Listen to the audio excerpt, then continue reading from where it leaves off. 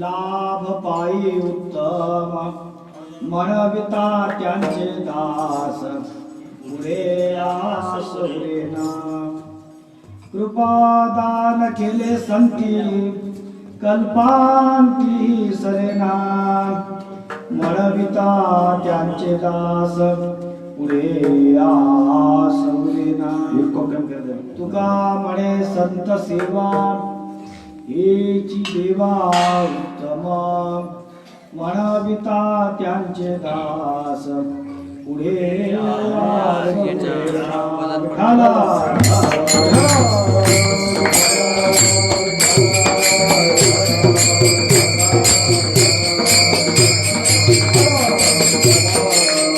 हरि ओम कर्पूर धाम धवलं कटकांग देही चत्रनेत्र शशिशेखर मंडितास्यं वामांक संस्थित रमानयनाभिरामम्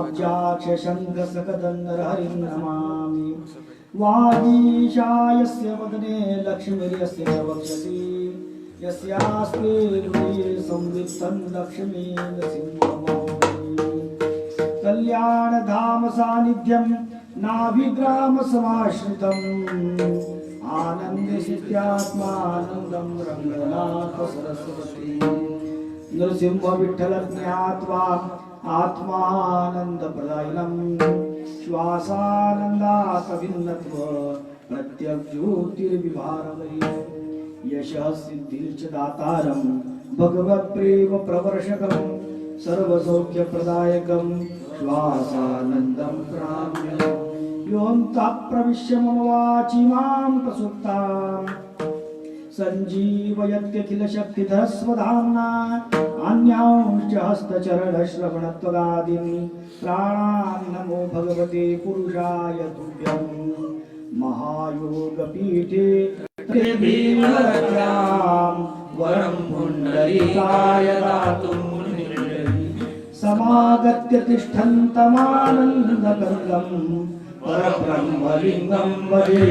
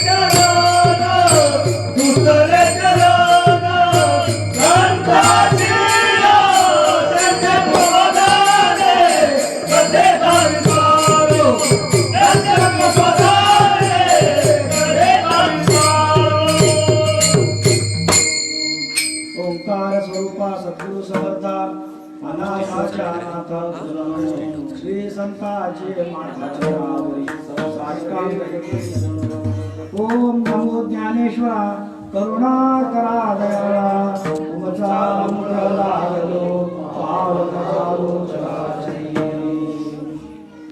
हेतू एक संता ठाई लाभ पायी उत्तम म्हणविता त्यांचे दास पुढे आस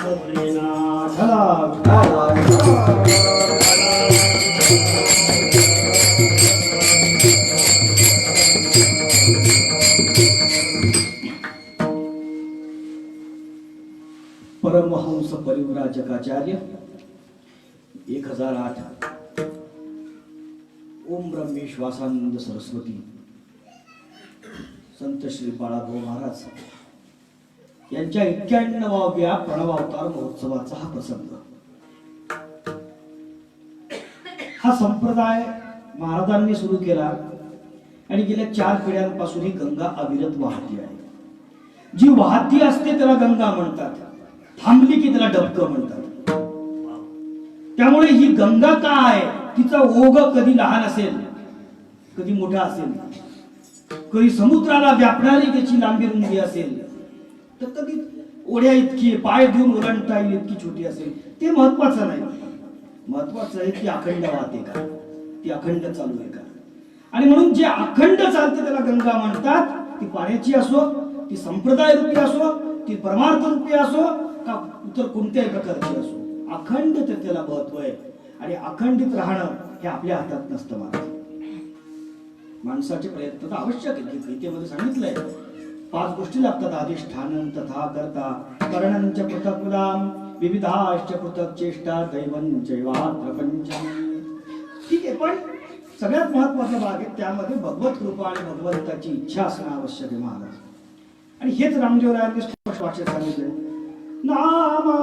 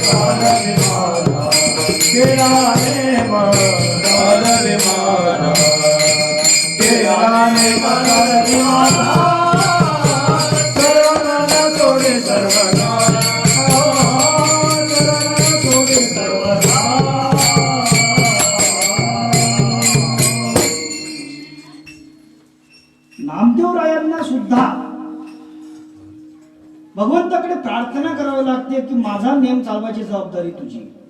इथे संप्रदायाचा नेम चालवायचा आहे. त्यामुळे ही त्यांची कृपा आहे, महाराजांची, भगवान नरसिंहाची कृपा आहे. आणि म्हणूनच या प्रणिता पात्रेच्या तीरावर आपल्या सगळ्यांच्या सहकार्यामुळे किंवा आपल्याच कर्तृत्वामुळे हा समारंभ आज उत्सव साजरा होतोय. हे महत्वाचं नाही, नेम चालवला जातोय. म्हणजे या कोरोनाच्या परिस्थितीमध्ये शेवटच्या दिवशीपर्यंत निर्णय घेता येत नव्हता काय करायचं काय नाही. आणि आपल्याला माहिती आहे की आम्ही दोन्ही भावांचे कीर्तन दरवर्षीच्यात नसतात, अशामुळे की आम्ही इथले सेवेकरी आहोत, चौकीदार आहोत ज्ञान मंदिराचे.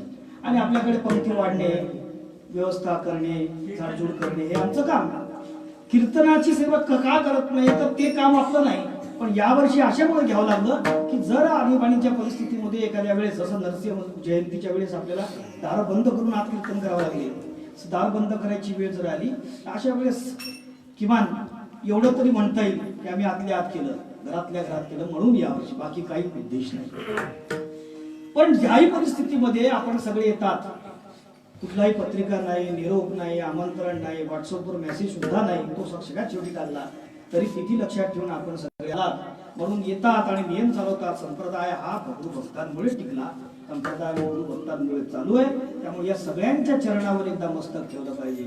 मस्तक हे पायावरी, मस्तक हे पायावरी, मस्तक हे पायावरी, मस्तक हे पायावरी, या रे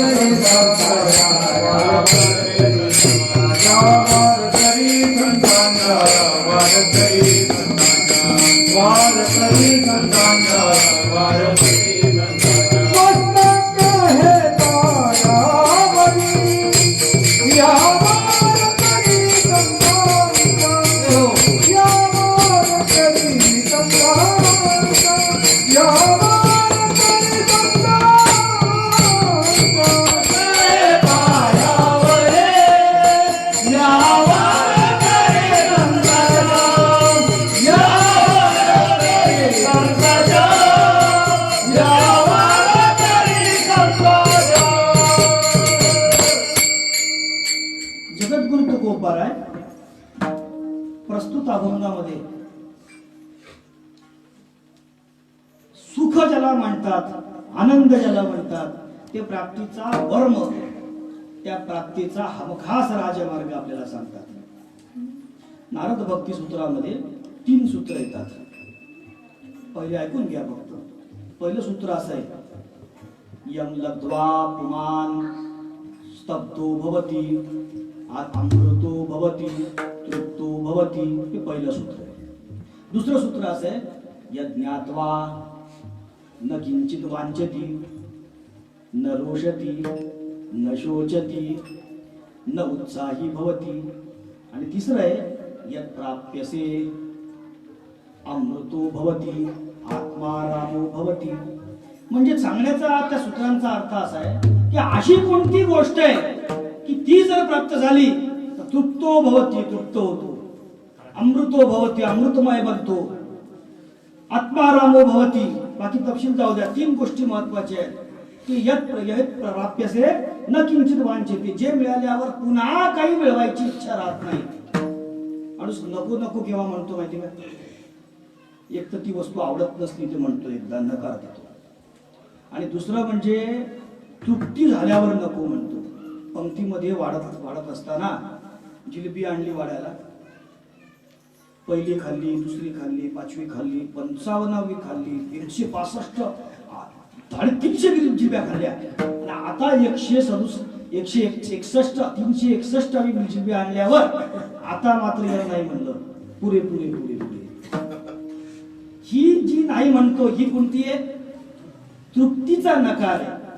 आणि म्हणून पुरे पुरे, म्हणून 2दा पुरे, पुरे पुरे आता नको तुझयाची सत्ता, पुरे पुरे हा संसार कर्म बळी बंत दुस्तर. तिथे नकारात्मक पुरे पुरे. आणि इथे अभंगामध्ये महाराज संतृप्तीनं पुरे म्हणतात. जे मिळाल्यानंतर पुन्हा काहीच मिळवायचं नाही. आणि जे जे संपतच नाही त्याचं नाव प्रपंच, आणि जे संपत त्याचं नाव परमार्थ. म्हणजे मला सांगा, शाळा शिकत असताना 5वी मधला मुलगा त्याचं ध्येय काय, 6वीला जाणं. 10वीतल्या मुलाचं 11वीला जाणं, 11वीचं 12वीला, 12वीचं ग्रॅज्युएट होणं किंवा शिक्षण घेणं. शिक्षण कशाकरता घेतलं, मग आता पुढे समाधानी भाव केली, आता नोकरी, नोकरी झाल्यावर चोकरी, चोकरी झाल्यावर मग घर झालं, घर पाहिजे, गाडी पाहिजे आणि शेवटी वृद्धाश्रम पाहिजे. तिकडे हकालपट्टी. पण संपत नाही. एक इच्छा पूर्ण झाली की दुसरी पाहिजे. त्याचं नाव प्रपंच. आणि मिळालं आता मला काही नको, तुका म्हणे आता पुरलो उपकारा पुरता. ही संतुष्टीची भाषा ज्यांच्याकडे आहे त्याला म्हणतात परमार्थ. हा विठाला.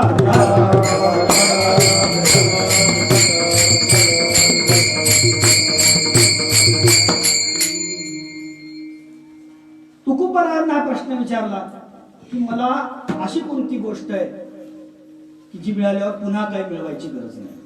ते म्हणाले यालाच आनंद म्हणतात वेदांती लोक, आणि सर्वसामान्य माणसं सुख म्हणतात. ज्याच्या त्याच्या बुद्धीनुसार त्याला वेगवेगळी नावं देतात. पण ते कुठे मिळेल मला? महाराज ते प्रपंचात मिळेल का? हो, सगळेच प्रपंचात शोधतात हे खरे.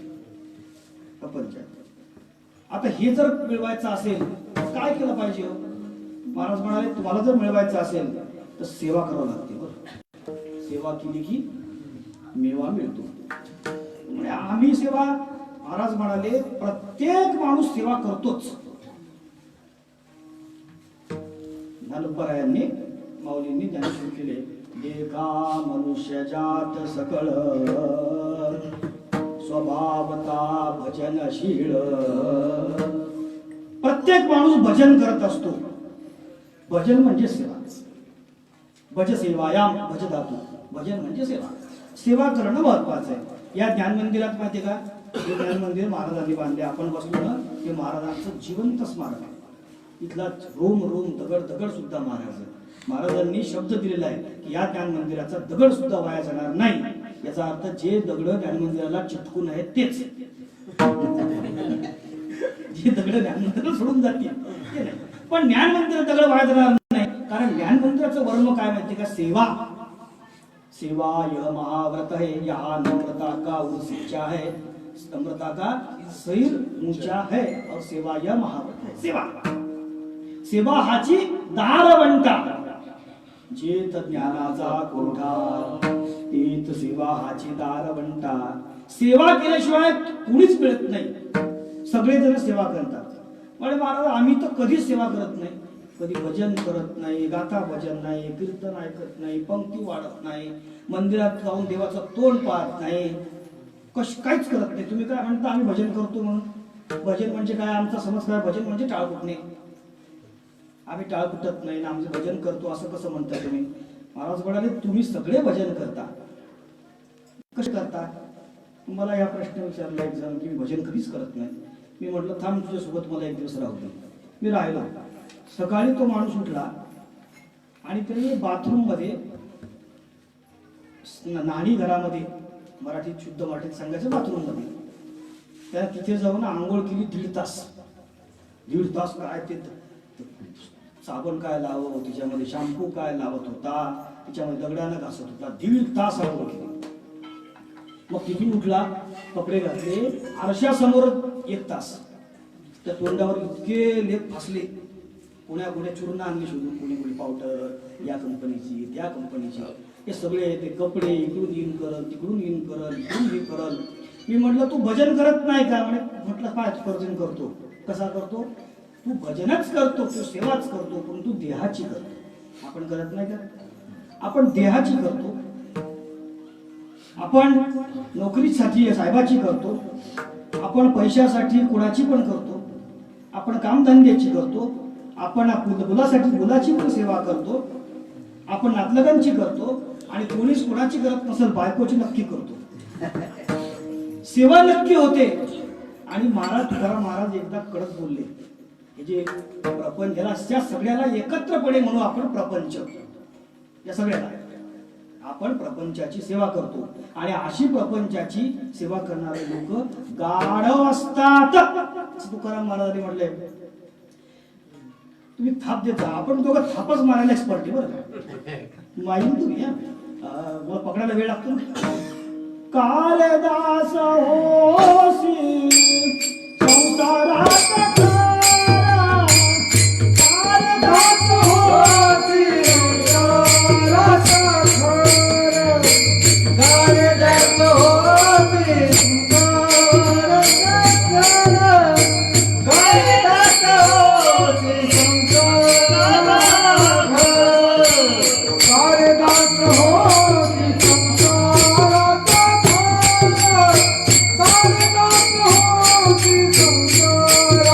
खरा, कालदास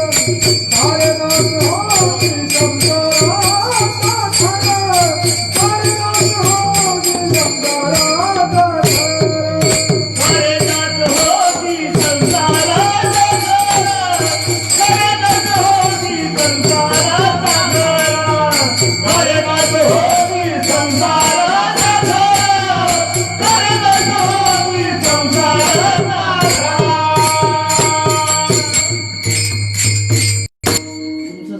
माझ्या आवाक्याच्या बाहेर गेलं, तुम्ही मन टाकून राहिले.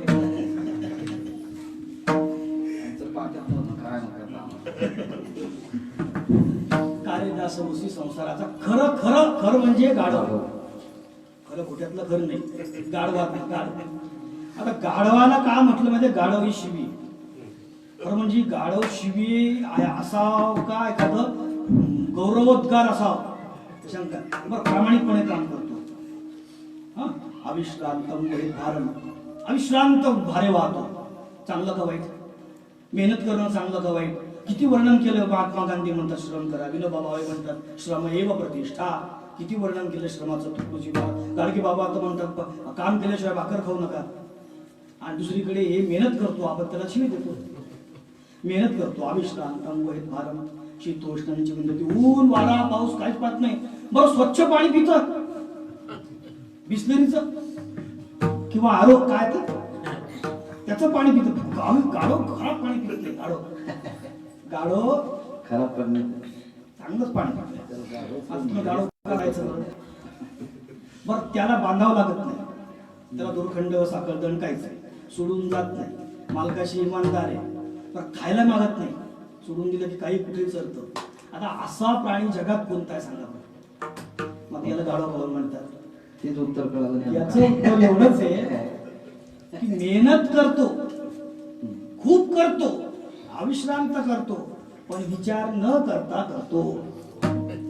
ज्याला विचार करून मेहनत करते तो गाढव नाही. आपण मेहनत करायची. किती वर्षाचं जे आयुष्य आहे आपलं, अल्पायुष्य मानव देह, शतक गडिले रात्र काय, मरे बालक वरुण पिडाक्षय, काय भजनासी उरले ते पाहेगा. किती वेळ लागतो मरायला, किती वेळ लागतो वर मरायला. क्षणभंगुर नाही भगवाता, क्षणभंगुर नाही भगवाता, वारे क्रोध तोर माझ्या, वारे क्रोध तोर माझ्या, ऐन चले मग गळ पडला पासा, ऐन चले मग गळ पडला पासा, पुढे हुशार ठरे वरचा गरम रंग मारा. तू येतो असं म्हणतात, कारण ते माऊली म्हणतात म्हणून त्यांनी मागा बहुता जन्मी ह्याची करिता आलो आम्ही, ते सांगू शकतात. आपल्याला कोणाला अनुभव नाही, पण मरण मात्र फार लवकर येते. कोणाचं कधी केव्हाही सांगता येत नाही. एवढ्या कमी वेळेमध्ये आपण काय काय करावं बरं. निवडणुका लढवा, चुगल्या लावावं, याच्या त्याच्या इकडे ज्याचं त्याच्या जवळ, त्याचं याच्या जवळ, याच्या घरी, याचं घरी काय चाललं, हे सगळे धंदे करायचं आणि उरलं येत नाही म्हणून घेत नाही. सोपं आहे. तुमचं प्रमाण स्वीकारणं आवश्यक आहे. कसं व्हायचं, पण उशीर झाला बरं, लग्न लागल्यावर वाजंत्री वाजली. महाराज म्हणतात कुठे आपण काय करावं हे त्याला कळत नाही, किती मेहनत करावं, कोणासाठी करावं, कुठे करावं त्याला कळत नाही, म्हणून त्याचं नाव गाढव, पुनरावृत्ती करत नाही. काल महाराजांनी सांगितले वाल्या कोळीचं उदाहरण तेच कशासाठी मेहनत करतो हे माहित नव्हतं, आणि ज्या दिवशी कळलं त्या दिवशी तो परमार्थाला लागला. कसा लागला, असं राहिले की लेखक हे लोक खरं आहे म्हणजे आपल्याला शिवी दिली आहे. हा, मग आता महाराज दुसरी सेवा कोणाची आहे, मग देवाची सेवा आहे. देवाची सेवा चांगली का वाईट, देवाची सेवा काय वाईट म्हणेल, तो खूप बरं आहे सांगतात ना, तेच तर सांगतात सेवा करायला. सांगतो तुम्हासी पूजन करायला सांगत नाही, पूजा देशु गर्गहा, पूजा करा. पूजेचं किती महत्व आहे. हा, तुम्ही शालिग्रामाच्या शोधामध्ये आहात. शालिग्राम किती पूजा महत्वाची आहे. पार्थिव पूजा, शालिग्रामची पूजा, महादेवा कोणती पूजा, देवाची पूजा महत्वाची आहे. देवाच्या पूजेचं वर्णन सगळीकडे आहे. देवाची पूजा करावी का करावी. मग आता तिसरी पूजा कोणाची, संताची. आता संताची पूजा केली पाहिजे का, हो केली पाहिजे. सकाळच्या प्रवचनात त्यांनी प्रमाण दिलं होतं की जर आपण देवाची पूजा करत असताना जर संत घरी आले तर काय केलं पाहिजे, देवाची पूजा सोडून द्यायची, सोडून द्यायचं बाजूला, पहिले संताची पूजा करायची. करिता देवार्चन करा आले संतजन, देव सारावे परते संत पूजावे आरती. दुसऱ्या बाजूला ते म्हणतात देवाची पूजा करा पण संत आले तर देवाची बाजूला ठेवा. संताची पूजा केली पाहिजे. मग महाराज आम्हाला दोन्ही नाही जमू शकत, एक सांगा देवाची करायची का संताची करायची. कारण तुलसीदासजींना हा प्रश्न विचारला की एकाच वेळेस गुरु आणि देव जर समोरासमोर उभे राहिले तर मी पहिले कोणाच्या पाया पडायचं. ते म्हणाले त्यातला जो सासरा असेल त्याच्या पाया पडा, नाही तर ज्याच्याकडे पैसे असतील त्याच्या पाया पडा. तुलसीदासजी म्हणले तसं नाही. ते म्हणाले गुरु गोविंद दोनो खडे काके लागू पाव, बलिहारी गुरु आपण जाणे गोविंद दिया दिया. पण गुरुच्या पाया पडावं देवाच्या नंतर, कारण देवाला जे अस्तित्व आहे ते संतांमुळे, देवाला देवपण आहे ते संतांमुळे, तीर्थाला तीर्थपण आहे ते संतांमुळे. आणि म्हणून दोन्हीतलं एक निवडायचं महाराज, दोन्हीतलं एक. तर दोन्हीतलं एक निवडायचं, दोन्ही नाही जमत आम्हाला एकच सांगा. मग तुम्हाला एकच जर निवडायचं आहे ना तर मग ते म्हणतात तुम्ही संतांची सेवा करा, देवाची राहू द्या. दोन्ही करा, होत असेल तर, नसेल तर एकच करा. पहिले कोणाची करा, संताची करा. चौथ्या चरणात तुका म्हणे संत सेवा.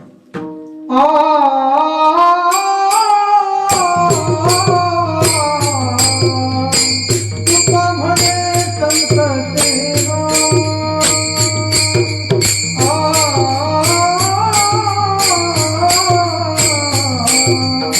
तुका म्हणे संत सेवा.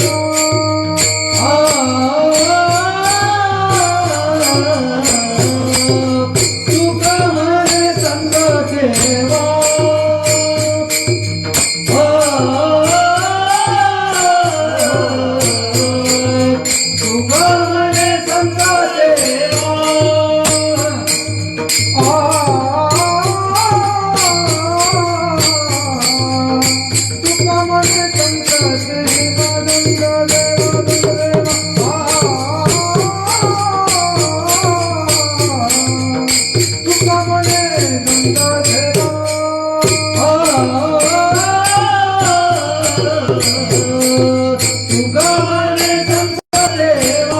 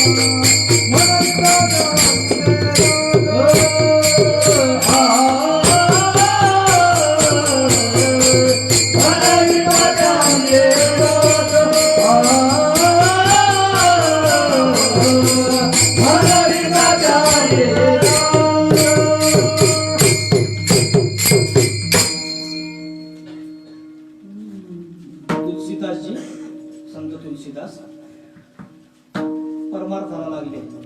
त्यांच्या पत्नीकडून अपमान झाला आणि मग ते जळजळून वैराग्य निर्माण झालं. आणि वैराग्य ही ज्ञानाची पूर्व अवस्था असते. वैराग्या वाचून काही ज्ञानासी तगडेची नाही. आणि वैराग्य झाल्यावर ते बाकीचा कथाभाग तुम्हाला माहिती आहे, सोडून देऊ आपण. पण ते जेव्हा परमार्थात निघले तेव्हा परमार्थात जायचं, देव मिळवायचा. तर देव मिळवायचा तर पहिले देव कसा मिळेल? एकानं सांगितलं देव मिळवायचं असेल तर संतांचे पाय धरावे लागतात.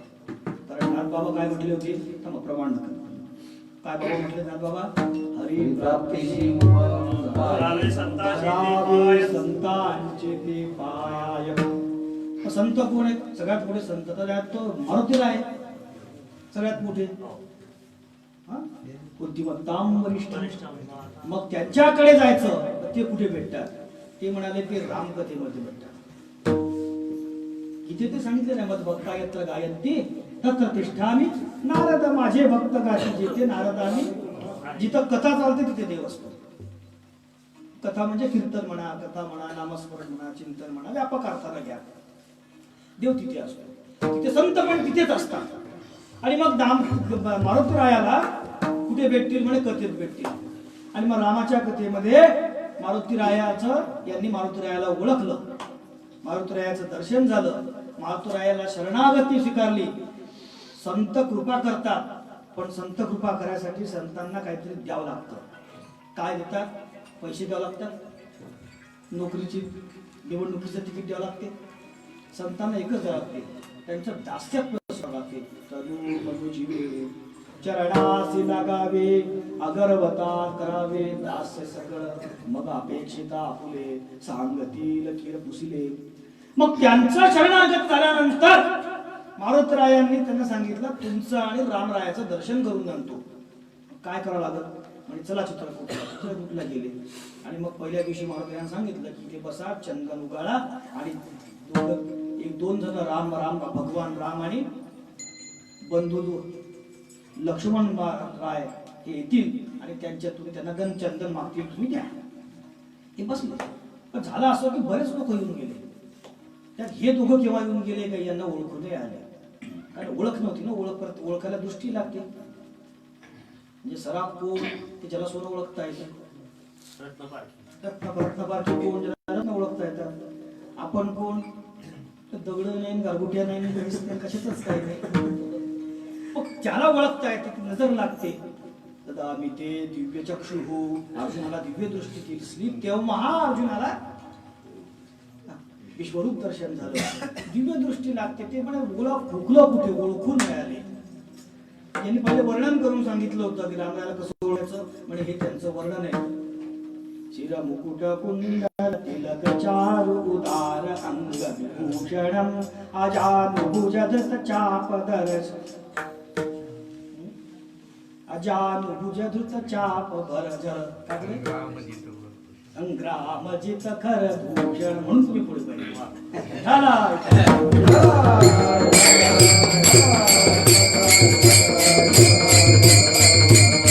पाहिजे मी पण म्हणायचो कधी कधी बालाजी मंदिरात तुमच्या मागे म्हणायचो, तरी वेळेवर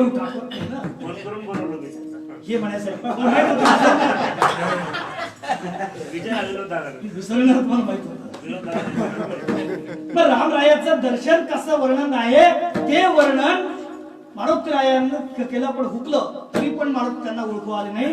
दुसऱ्या दिवशी मारुतीरायांनी काय केलं? किती कृपाळू असतात संत, किती दयाळू असतात संत. त्यांनी पोपटाचं रूप धारण केलं. ज्या ठिकाणी झाडाखाली तुलसीदास बसले होते त्याच्यावरती बसले. आणि बरोबर जेव्हा रामराय तिथे आले, प्रभू रामचंद्र लक्ष्मण सहित तिथे जेव्हा आले, तेव्हा आता हुकाचूक होऊ नये म्हणून त्यांनी वरतून दोहा म्हटला. चित्रकूट के घाट पर वही संतन की भीर, तुलसीदास चंदन किसे तिलक करे रघुवीर. विठ्ठला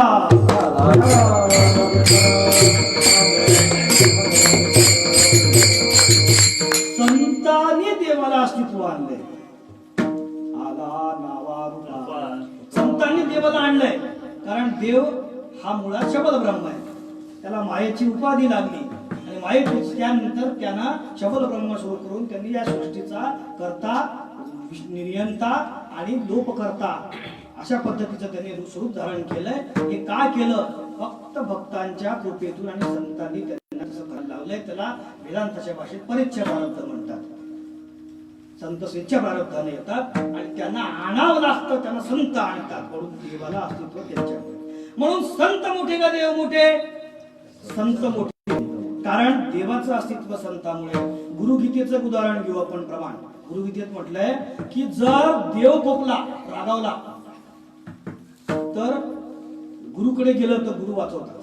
म्हणजे बाप रागावला तर आईकडे जाता येते आणि दोघेही रागावले तर. तसं गुरु देव रागावले तर गुरुकडे जाता येते, पण गुरु रागवल्यावर मात्र कुठे राहील? कुणाकडेच जाता येत नाही. हरवृष्टे गुरुस्त्राता गुरवृष्टे न कश्चन, त्याचं कोणी संरक्षण करू शकत नाही. म्हणून गुरु हा संत कुळीचा राजा. गुरुचं महत्व काय? संत आणि गुरु मध्ये आहे फरक आहे. गुरु हे संत असतातच, परंतु संतांमध्ये सुद्धा पर्सनली जेव्हा औषधाच्या दुकानामध्ये सगळेच औषध आहेत की नाही, मग आपल्याला डॉक्टरची चिठ्ठी का न्यावं लागते? त्यातलं मला कोणतं औषध पाहिजे, मला रोग कोणता आहे, माझ्या ते मला सहन होईल की नाही, त्याची कॅपॅसिटी किती आहे, काय शब्द तुमच्या भाषेत, त्याचे किती न्यूट्रिएंट्स त्याच्यामध्ये आहेत हे मला माहिती नाही. हे सगळं सांगण्याचं आज हे सगळं पाहून सांगतो, त्याचं नाव डॉक्टर. म्हणून आमच्यासाठी खाली येऊन आमच्यासाठी करून दाखवतात, आधवे नवे हातामध्ये पाठी घेऊन शिकवतात आम्हाला, त्याचं नाव गुरु. भक्ताचे साठी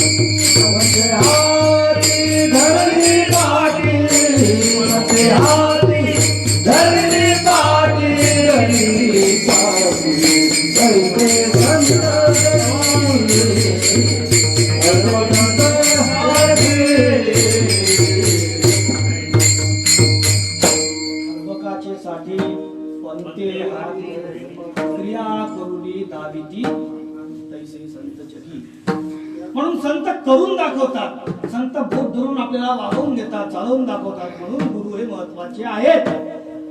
आणि म्हणून आपल्या महाराजांचा जर विचार केला तर बाळाभाऊ महाराजांचे जे 3-4 वैशिष्ट्य महत्वाचे, 42 वर्षांच्या आयुष्यामध्ये एवढे काम करणं शक्य नाही कोणाला. भगवान कृष्णाबद्दल असं म्हणतात की एका कामासाठी आले कोटी काम करून गेले, एका कार्यार्थ मागत्य कोटी कार्यांचे कार्य. म्हणजे महाराजांनी 42 वर्षात काय काय नाही केलं. दिंड्या काढल्या, यज्ञ केले, सर्वसामान्य लोकांना जमा केलं, अगदी अस्पृश्यांसहित सगळ्या समाजाला जवळ कवटाळलं, सगळ्यांना घेतलं, भक्तिपंथ सांगितला, उपदेश केला, सोपा मार्ग दिला.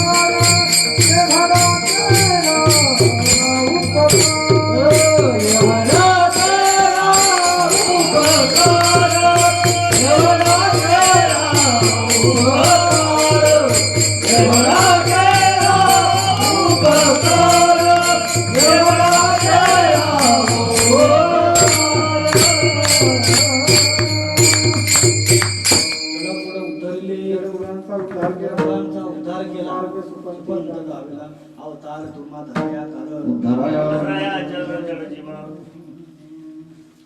आता प्रश्न असा येतो की महाराज संतांनी हे सगळं केलं म्हणून संतांची पूजा पहिले केली पाहिजे. देवापेक्षा देव कधी ठरत नाही पण देवाचं अस्तित्व संतांनी आणलं म्हणून केलं. पण मग संतांचं आम्हाला मिळणार काय? कारण काय प्रत्येक गोष्ट काय मिळते याचा पहिला आम्ही विचार करत असतो. हा चूक नाही त्यात. प्रयोजनम परिच्छिन्नम बंदोपि न प्रवर्तते. प्रयोजनम अनुद्दिश्य मंदोपि न प्रवर्तते. प्रयोजनाशिवाय अगदी मंदातला मंद जे आपण जडमूड म्हणतो तो सुद्धा काम करत नाही. लेकरू सुद्धा चॉकलेट दिल्याशिवाय पळत येत नाही, आपलं काम करत नाही. हा? बाकी कोणीच कोणतंच काम करत नाही. आपण व्यवहारामध्ये पण मिळणार काय म्हणतात, नफा काय, उरणार काय, आमचं काय करत, काहीतरी मिळालं पाहिजे मला. आम्ही सप्त्यात सुद्धा भंडारा कधी पहिली चौकशी असते. बाहेर गावची गोष्ट सांगतो आपली.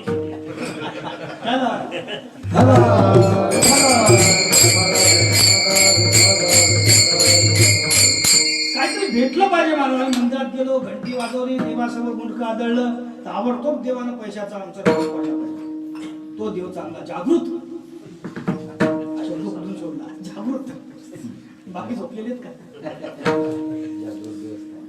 लाभ काय होणार, आम्हाला मिळणार काय, मिळालं पाहिजे काय ते. आणि मग ते कुठे ते मिळायची जागा कोणती आहे पहिल्या जगात सांगता. हेतु एक संतानाई.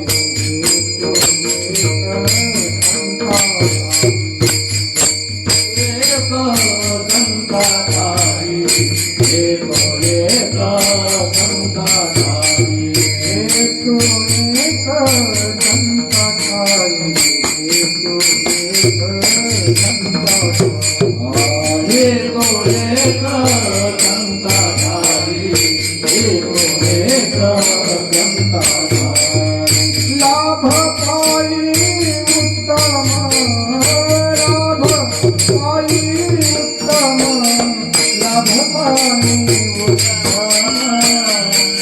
उत्तम, लाभ पाई उत्तम.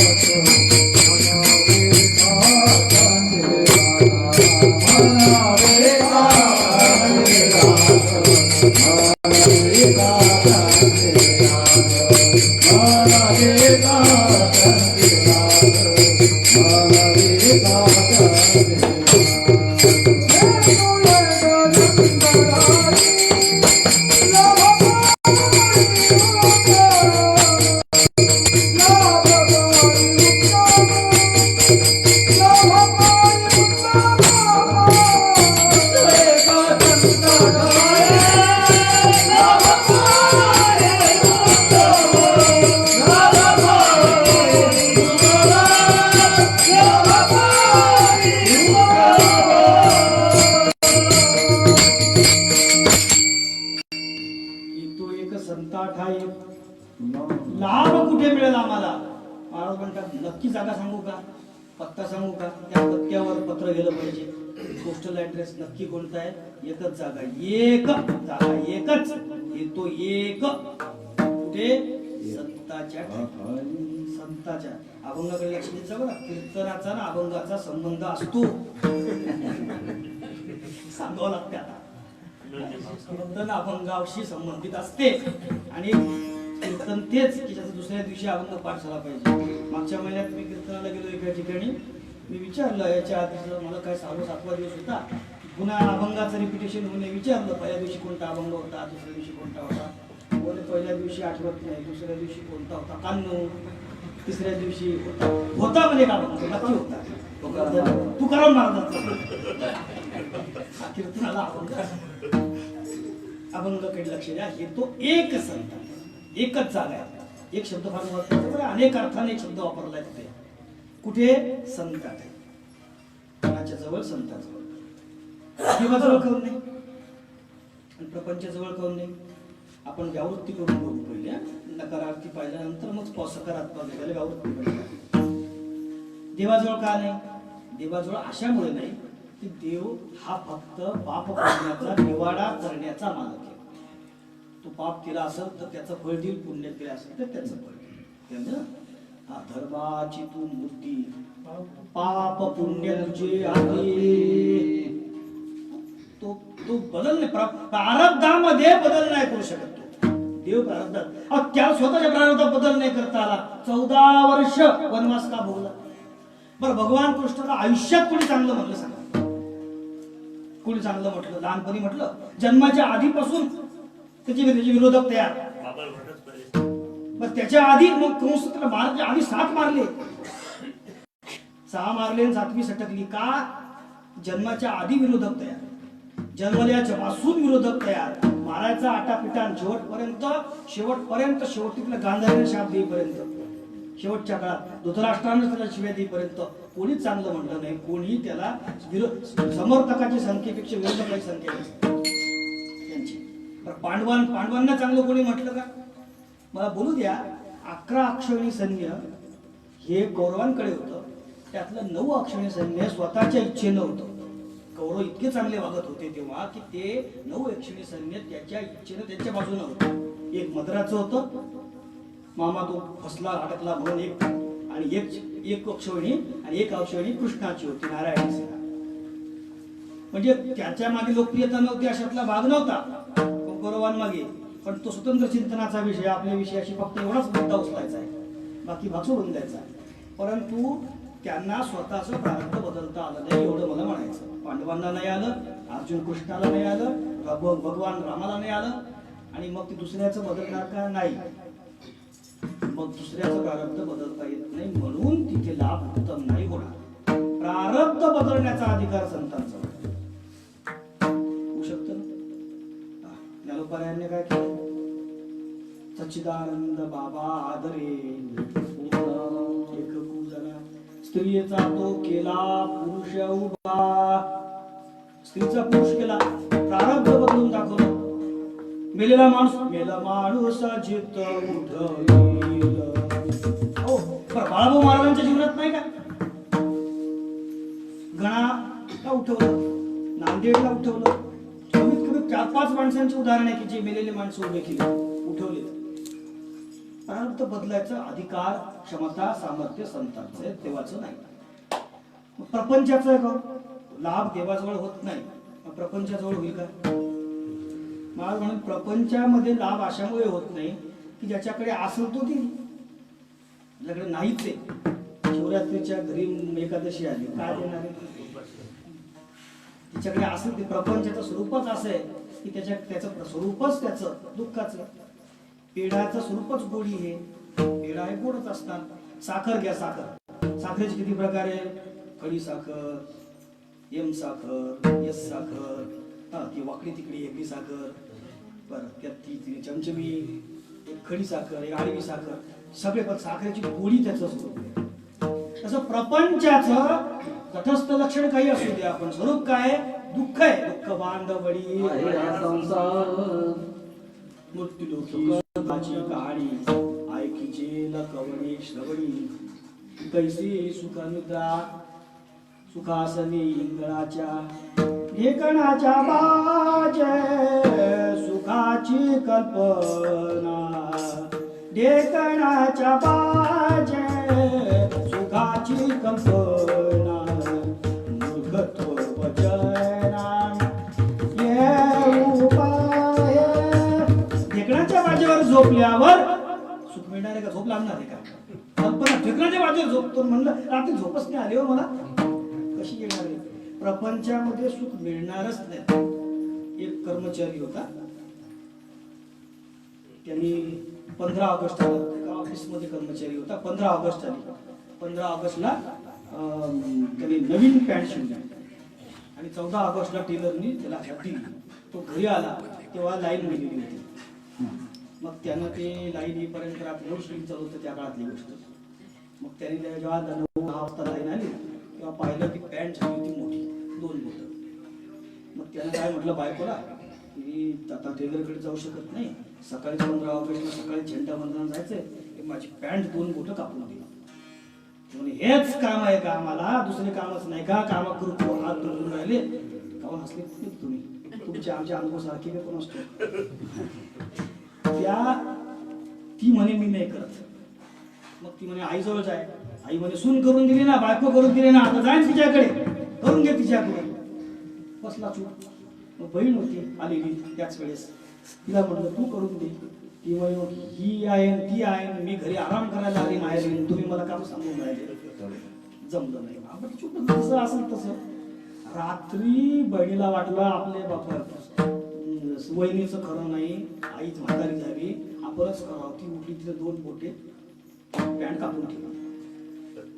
थोड्या वेळानं बायको उठली, ती म्हणे आपल्यालाच करत नाही शेवटी न पदरा तिने 2 बोटे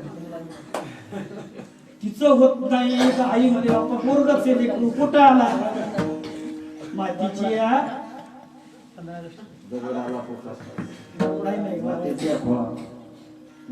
किंबहुना धनुर्धरा ते आठ म्हणायचं मला. किंबहुना धनुर्धरा मातीची आजी उदरा, तो मातेचा सोयराची तुला बाहे म्हणायचं. तू जवळ जाऊन शेवटी आपल्या पोटात आला, आपलंच करणं आहे. तिनं केलं तर कमी होते. कोणता लाभ भेटणार आहे? जास्त करायला तर कधी वाढतं कधी कमी होतं, याच्याकडे कोणी जास्त होतं. आणि या दुःखामध्ये आम्ही पडलेलो आहे आणि या दुःखामध्ये आम्हाला देवही वाचू शकत नाही. एकच जागा आहे, लाभ पाय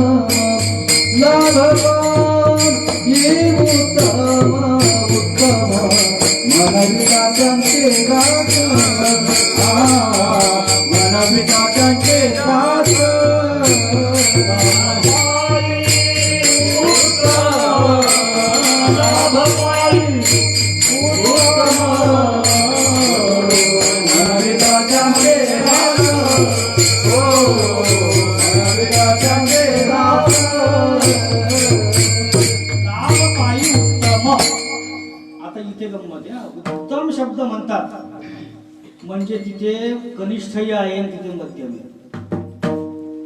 उत्तम आहे तिथे त्रिपुटी आलीच ना, एक उचललं की 3 उचलावच लागतात, त्रिपुटी म्हणतात.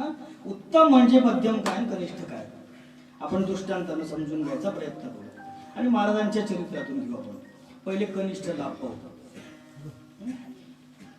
महाराजांचा शेवटचा काळ चालू होता आणि त्यांनी संन्यास घेतलं. नंतर त्यांनी समाधी घेण्याचा निश्चय केला होता. समाधीच्या त्या विचारामध्ये चक्रामध्ये ते होते. त्या काळात त्यांचं रोणा या नावाच्या गावाला जाणं झालं. तिथे ते बसले होते एका विहिरीच्या काठी. लोक बसले होते बरेच.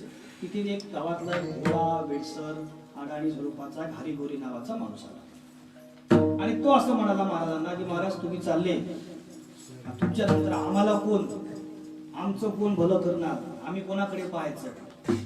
संत कृपाळू असतात, कृपाळू असतात तेच संत असतात.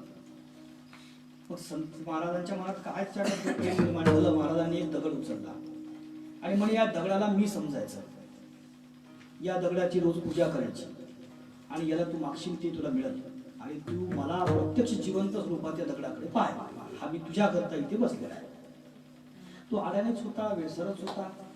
तो म्हणाला महाराज पूजा करायची म्हणजे काय करायचं? म्हणजे हळद कुंकू अक्षता नैवेद्य पंचोपचार पूजा असते, षोडशोपचार पूजा असते. नाही काही तर भावे तुळशी दळ पाणी जोडा, हात म्हणावे पती तर वेळोवेळा पूजा काहीतरी कर. ते म्हणजे षोडशोपचार नाही जमत, पंचोपचार नाही. हळद कुंकू आहे म्हणजे हळद कुठून आणा, कुंकू कुठून आणा.